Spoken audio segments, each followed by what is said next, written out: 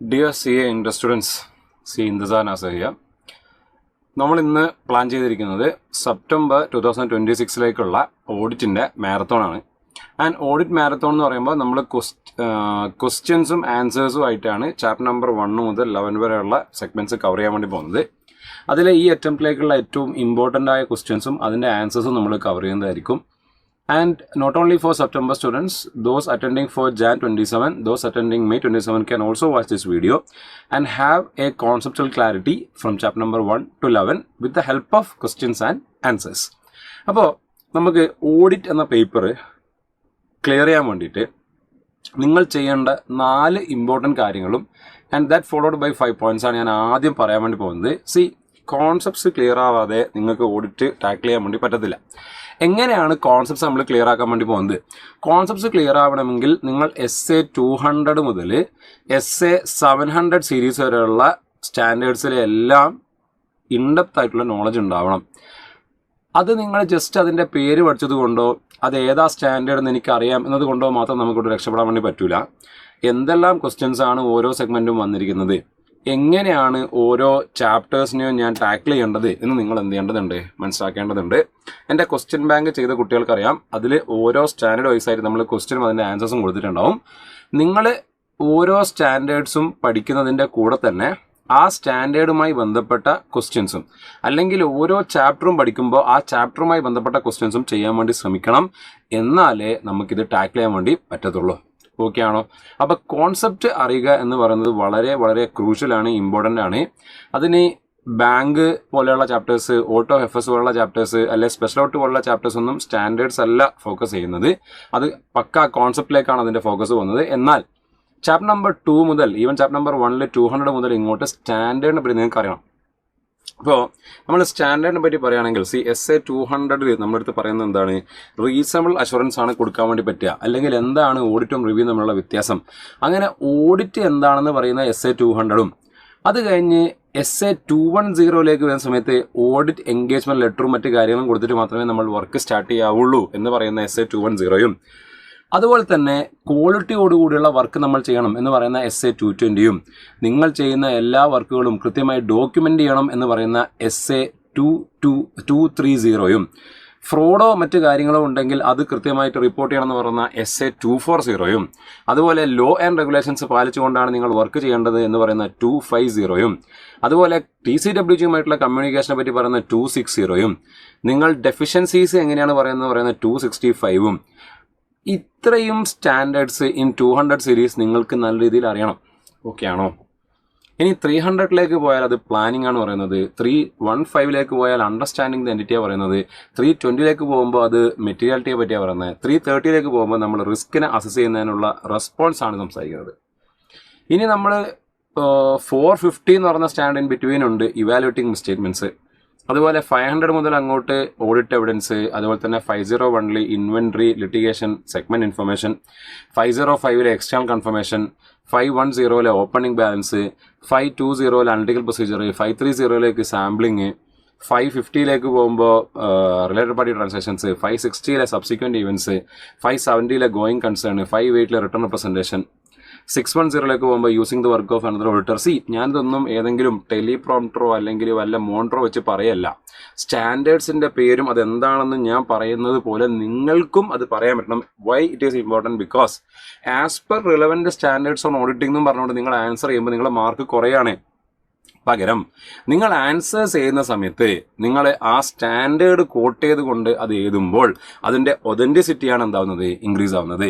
ഇനി ബാങ്കോട്ട് പോലുള്ള ചാപ്റ്റേഴ്സിലാണെങ്കിൽ നിങ്ങൾ അഡ്വാൻസസിൻ്റെ കാര്യങ്ങളോ അല്ലെങ്കിൽ അഗ്രികൾച്ചർ അഡ്വാൻസിൻ്റെ കാര്യങ്ങളോ ഔട്ട് ഓഫ് ഫോണിൻ്റെ കാര്യങ്ങളൊക്കെ പറയുമ്പോൾ എന്താണ് എന്നുള്ളത് നിങ്ങൾ കൃത്യമായിട്ട് എന്ത് ചെയ്യേണ്ടതുണ്ട്, പറയേണ്ടതുണ്ട്. സെക്കൻഡ്ലി നിങ്ങൾ ഡിസ്ക്രിപ്റ്റീവ് ക്വസ്റ്റ്യൻസും ആൻസേഴ്സും പ്രാക്ടീസ് ചെയ്തേ പറ്റുള്ളൂ.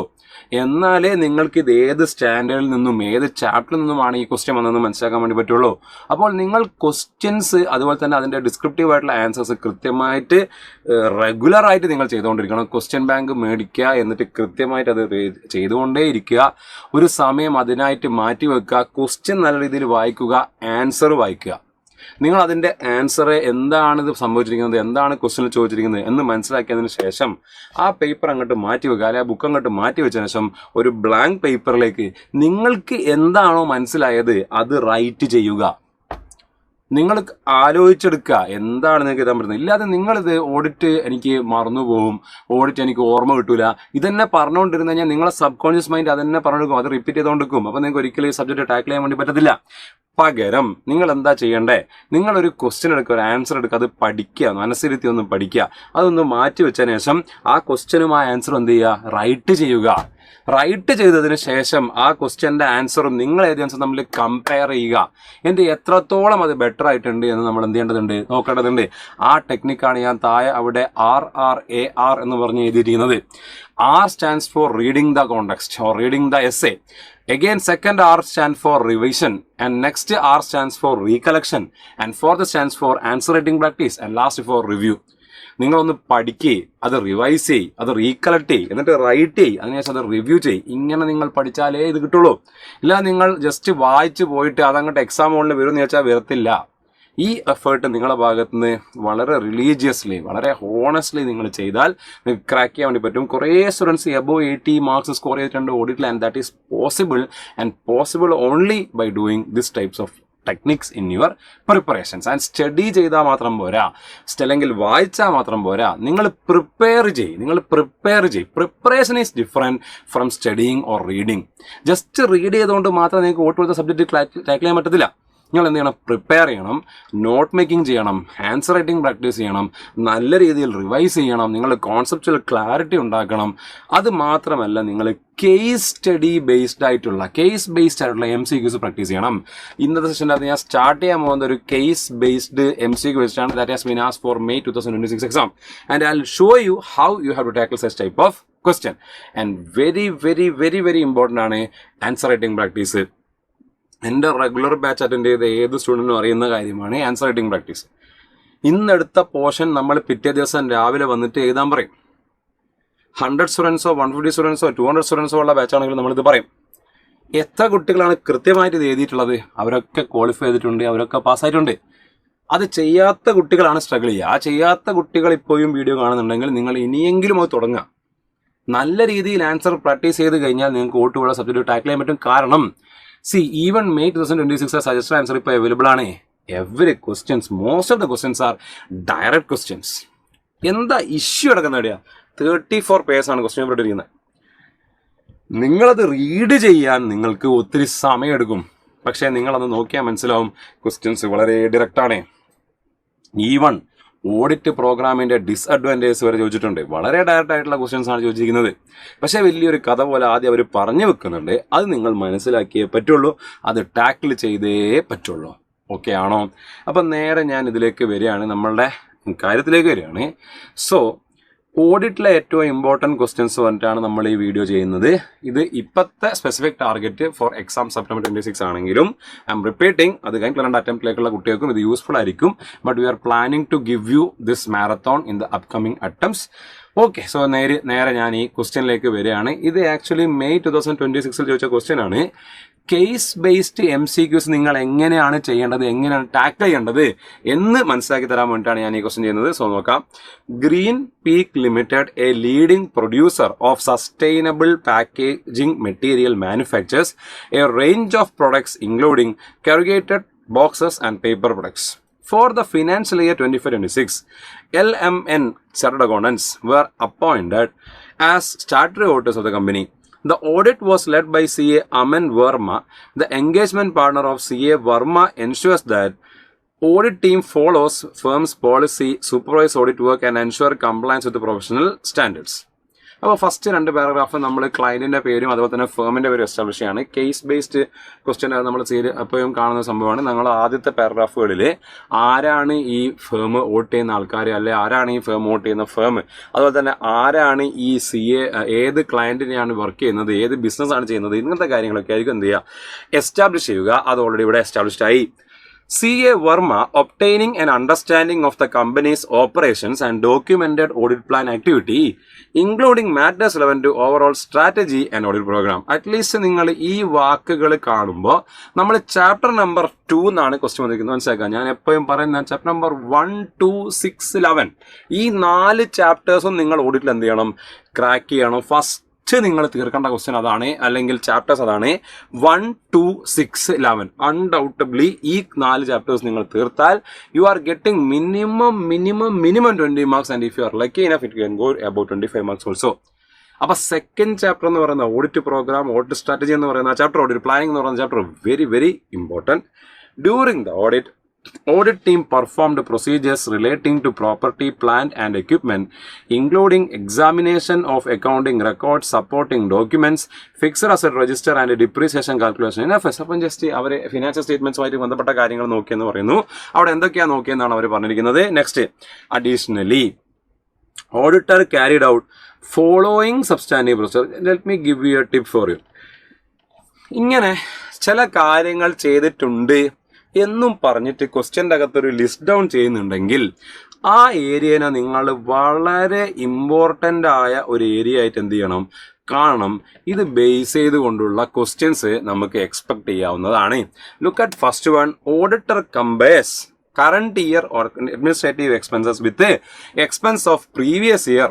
ഇനി എൻ്റെ അടുത്ത് പറഞ്ഞേ, പ്രീവിയസ് ഇയറിലെ എക്സ്പെൻസും കറണ്ട് ഇയർ എക്സ്പെൻസും ഒക്കെ നോക്കുക എന്ന് പറഞ്ഞാൽ എന്താണ്? അറിയുന്നവർ കമന്റ് ചെയ്യും. എന്താണ് ആ സംഭവം? അനലിറ്റിക്കൽ ക്വസ്റ്റ്യൻ നമ്മൾ പഠിച്ചെന്താണ്?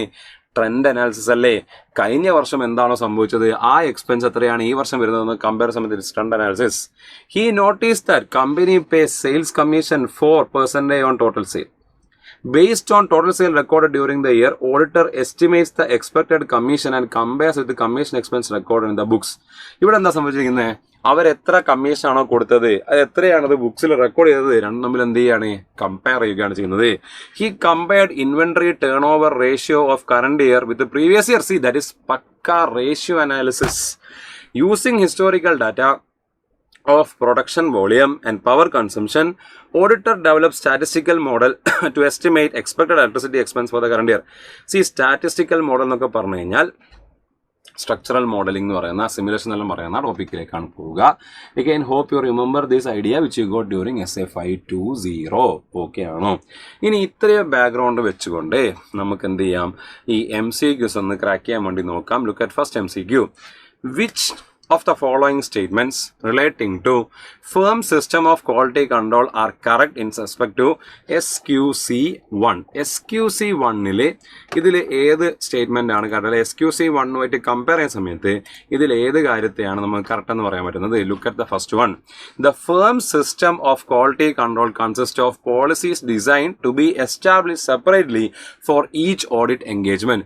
Firm's system of quality control consists of policies designed to be established separately for each audit engagement. അപ്പോൾ ഇവിടെയുള്ള ഒരു മുറയ്ക്ക് നമുക്കതിലേക്ക് പോകാം. But see, firm system of quality control concept policy design to be establish separately for audit engagement എന്ന് പറയുന്നതിനേക്കാളും SQC1 എന്ന് പറയുമ്പോൾ അത് ഫേം ലെവലിലാണ് നമ്മൾ എന്ത് ചെയ്യുന്നത്, ക്വാളിറ്റി മെയിൻറ്റെയിൻ ചെയ്യുന്നത്. അപ്പോൾ ഫേം ലെവലിനാണ് വേണ്ടത് റാദർ ദാൻ ഇൻഡിവിജ്വൽ ലെവൽ. കാരണം ഇൻഡിവിജ്വൽ ലെവൽ എന്ന് പറയുമ്പോൾ അത് ഏതാണ്, SA 220 ആയിട്ടാണ് വരിക. Next, it is designed to provide reasonable assurance that firm and its personnel comply with professional standards and legal requirements. അത് നമുക്ക് കുറച്ചും കൂടെ acceptable ആണ്. That means option number 2 is correct. ഇനി ഓപ്ഷൻ നമ്പർ 2 വരുന്ന ഓപ്ഷൻസ് ഏതൊക്കെയാ? എയിൽ വരുന്നുണ്ട്, ബിയിൽ വരുന്നില്ല, സിയിൽ വരുന്നുണ്ട്, ഡിയിൽ വരുന്നുണ്ട്. അങ്ങനെയാകുമ്പോൾ ബി എന്ന് പറയുന്ന ഓപ്ഷൻ ഇവിടെ നമുക്ക് റിമൂവ് ചെയ്യാൻ വേണ്ടി പറ്റും. ബി എന്ന് പറയുന്നതിന് നമ്മൾ നോക്കേണ്ട ആവശ്യമേ ഇല്ല. Next, responsibility for establishing firm system of quality control lies with engagement partner of each എങ്ങനെ അല്ല ഓരോന്നിനേക്കാളും ലീഡർഷിപ്പ് എന്ന് പറയുന്ന ഒരു കോൺസെപ്റ്റ് ഉണ്ട്. So that means 3 is also wrong. 3 is also wrong means still we have 1, 2, 2, 2 and 4. So next നമ്മൾ നോക്കുകയാണെങ്കിൽ firm system of quality control consist of policies design to achieve its objective. Yes, അപ്പോൾ 4ഉം കറക്റ്റാണ്, 2ഉം കറക്റ്റാണ്. That means option goes to D. ബാക്കി ഉള്ള options നിങ്ങൾക്ക് എന്ത് ചെയ്യാൻ പറ്റും, റിമൂവ് ചെയ്യാൻ പറ്റും. So right option would be option D. So next one നോക്കാം. Suggest the audit team member of element to match the apt combination for the following. Evaluating compliance with the ethical requirement including independence. See, അതെന്താണ് വരിക? ഫസ്റ്റത്തെ A എന്ന് പറയുന്ന പോയിന്റിൽ audit programme preliminary engagement എല്ലാം വരിക. ഏതാണ്? Preliminary engagement activity. ഈ ഒരൊറ്റ പോയിന്റ് നമുക്ക് എന്ത് മനസ്സിലായി? ഇത് തെറ്റാന്ന് മനസ്സിലായി. സോ നമ്മളെ മുന്നിൽ ഇനി ഓപ്ഷൻ സി ഇല്ല, നമ്മളെ മുന്നിൽ ഇനി ഓപ്ഷൻ എയും ഇല്ല. It is between B and D. Let's C. Detailed plan for applying audit procedures. അപ്പോൾ ഡീറ്റെയിൽഡ് പ്ലാൻ എന്ന് പറഞ്ഞാൽ പിന്നെ ഇവിടെ നമുക്ക് എന്തേ ഉള്ളൂ? Audit plan. Detailed plan for applying detailed plan, that would be audit program. Next, determination of materiality. Determination of materiality is part of audit plan. Consideration of number and locations would be audit strategy. Which will be the option coming in? B will be the option. Okay, next one. As per understanding of CA Verma, which of the following options falls outside the scope? അതായത് ഇതിൽ ഏതൊക്കെയാണ് നമുക്ക് വരാത്തത്, നമ്മളുടെ ഒരു പിന്നെ responsibility വരാത്തത് ഏതാണെന്നാണ് പറയുന്നത്. 1. Assessing physical condition of industrial building heavy sophisticate machinery. ഇത് നമ്മളുടെ ഒരു കൺട്രോളിൽ വരുന്നതല്ല. അപ്പം നമുക്ക് ഓപ്ഷനായിട്ട് വരുന്നതിൽ ഇതുണ്ട്. That means 1 is the right answer. That means B മാറ്റാം. Next, examining reliability and sufficiency of financial information of audit purpose. Yes, reliability നോക്കണം, സഫിഷ്യൻസി നോക്കുന്നുള്ളത് നമുക്ക് വരേണ്ടതാണ്. ദാറ്റ് മീൻസ് അത് ഏതെല്ലാം വരേണ്ട ഔട്ട്സൈഡ് സ്കോപ്പല്ലേ വെച്ചിരിക്കുന്നത്. സോ ഈ ഓപ്ഷൻ വരുന്ന സാധനവും നമുക്ക് എന്ത് ചെയ്യാൻ പറ്റും? മാറ്റാൻ വേണ്ടി പറ്റും. Next, ensuring also this is remove then easily. ഇത് വന്ന് determining the suitability of building. Again ബിൽഡിങ്ങിൻ്റെ സ്യൂട്ടബിലിറ്റി കാര്യങ്ങളൊന്നും നോക്കലൊന്നും നമ്മളുടെ റോളല്ല, അല്ലെങ്കിൽ ഓട്ടർ റോളല്ല. ലാസ്റ്റ് പോയിന്റ് വായിക്കാതെ തന്നെ നമുക്കറിയാം ഓപ്ഷൻ എ ആയിരിക്കും ഉത്തരം വരിക. നെക്സ്റ്റ് പോയിന്റ് വന്നിട്ട് CA Verma performed various substantive analytical procedures in the above case study. Which type of procedure is being performed in each of the given four circumstances? അപ്പോൾ നമ്മൾ first ഇവിടെ പറഞ്ഞു ഇതെന്ത് analysis ആണ് ഇവർ ചെയ്തിരിക്കുന്നത്. 1. Auditor compares current year administrative expense with expense of previous year. C, ഇത് trend analysis ആണ് ചെയ്തിരിക്കുന്നത്. അപ്പോൾ 1ന്റെ ഉത്തരം എന്തായാലും ഡി ആണ്. ഇപ്പം 1 ഡി ആണെങ്കിൽ എ എന്ന് പറയുന്ന ഓപ്ഷൻ നമ്മളെ മുന്നിലില്ല. അതുപോലെ സി എന്ന് പറയുന്ന ഓപ്ഷൻ നമ്മളെ മുന്നിലില്ല. ഇനി so all about B and D. Now let's see what is the next വണ്ണിൽ എന്താ രണ്ടാമത്തെ പോയിന്റ് ആയിട്ട് പറഞ്ഞാൽ എന്താ? He notice that company pay sales commission of 4% of total sale based on total sale recorded. Auditor estimates the expert commission with compares with commission expense record. അത് നമുക്ക് കുറച്ചും കൂടെ നമുക്ക് വെക്കാം. കുറച്ചും കൂടി എന്താണ് റീസണബിലിറ്റി ടെസ്റ്റ് ആണ്. Still I am holding it out. Okay, ഇവിടെ നമ്മൾ നോക്കിയാൽ നിങ്ങൾക്ക് കാണാൻ പറ്റും റീസണബിൾനെസ് ടെസ്റ്റ് ആണ് സെക്കൻഡിൽ സിയിലുള്ളത്. നെക്സ്റ്റ് പോയിന്റ് എന്താണ്? നെക്സ്റ്റ് പോയിന്റ് നമ്മൾ നോക്കുകയാണെങ്കിൽ സിമ്പിളാണ്. He compared inventory ratio with current year and previous year. C, ratio analysis ആണെന്ന് അതോട് പൂർവ്വമില്ല. അപ്പം 3ൽ എ വരുന്ന ഓപ്ഷൻ നോക്കിയാൽ മതി. 3ൽ ഏതാ വരുന്നത്?